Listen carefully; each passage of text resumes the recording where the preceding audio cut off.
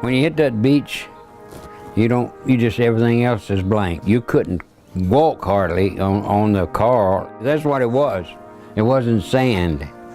It was like black coral. And you tried to dig a hole, you didn't get one. It just kept caving in on you. And making an advance up the hill, it was slow.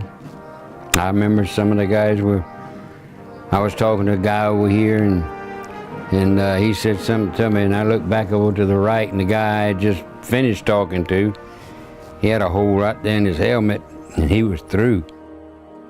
My outfit was made up of replacements after all we didn't have many originals left after all those engagements.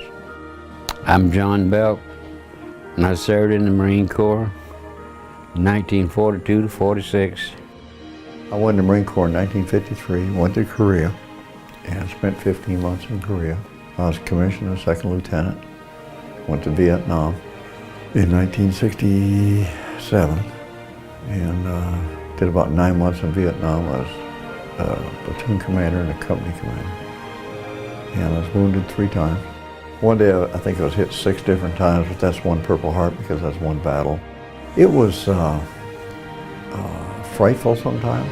It was literally you'd never step off a trail because it was a booby trap. You didn't sleep much. You were always, we were out in the field a lot. Spend 2 to 3 weeks out, and you'd come back to a base and supposedly get some rest. My name is Ernie Elmore. I served in the United States Marine Corps for 24 years. I was in Vietnam twice. I went over as an electronic technician and ended up platoon sergeant in a grunt company in 9th Marines up around the DMZ. Got shot at, got hit, got knocked down, but I didn't get no blood, you know. Luckily I had body armor on, and I had 15 men in my platoon got killed. Sometimes that bothers me because, you know, could I have done something different to keep one of them from getting killed or not? But when you're in heat of combat, you don't really, you just do what you're trained to do, you know, what comes naturally. You don't have really time to stop, think. My name is Charles Nicholson. Most people call me Nick. I served in the Army and the Marine Corps for a total of 30 years, 11 months, and 10 days. I was 19 years old and started into the Gulf War. Shortly after that, I went into Special Ops, Force Reconnaissance, and started touring the world. I did quite a few tours in Africa, Spain, and Iraq eventually.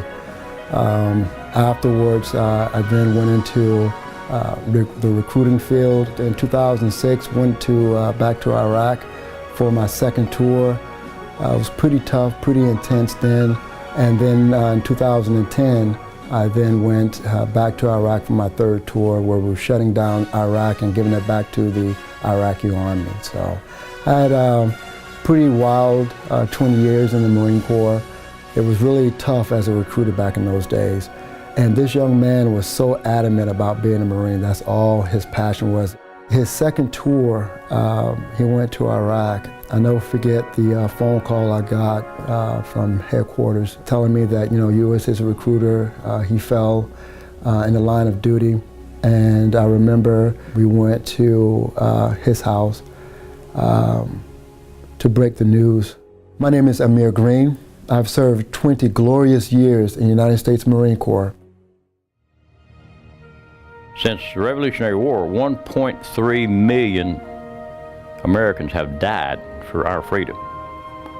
And currently there's 89,000 still missing in action. It means a lot to me to honor our dead, to remember them, what they did, the sacrifices of the country we have, and the freedoms that we have. Memorial Day means to me is the day that we set aside our differences, we set aside our political views, and we honor those who have maintained our freedom, because freedom is not free. I can tell you that right now. I've got 15 names on the Vietnam Wall in Washington, D.C. They're my platoon. They go on vacation, but it's not that the way I see it. I mean, it's a day in reverence, but everybody should be observing Memorial Day for what it is, a memorial. And it's just for the sake of our country. We maintain a gracious piece of ground. We got to hold on to it and preserve it and keep it for everyone. When you're out there and you're barbecuing, you're playing your spades, your different games, horseshoe, just take the time and just reflect on why you are able to do the things that you do. And it is because of the men and women that serve in our armed forces, and they're risking their lives. And just take the time to reflect on the freedom that you have that other countries don't. And it's very important for us as citizens to remember that, not by just go putting a wreath on a grave or something, but remember in your heart the fact that you have that freedom for what that person did. Just thank a veteran. When you see one, thank him. Thanks for my freedom. Thanks for your service. It's a great day. Everybody should stop and think